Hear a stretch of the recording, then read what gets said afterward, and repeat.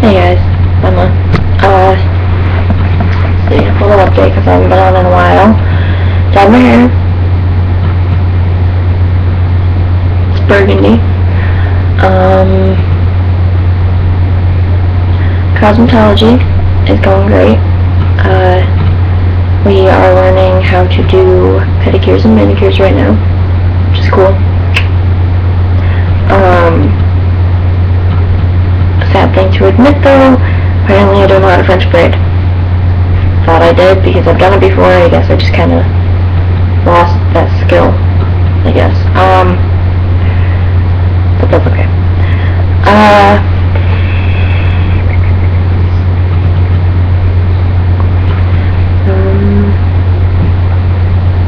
I'm sorry I haven't been on in a while. I've been trying to get around to it, but I've been super busy because of school and just hanging out with friends as much as possible, and still trying to get a job and all that other bullshit. Let's see.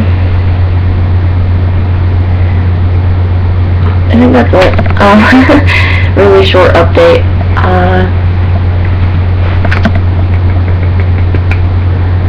I'm single.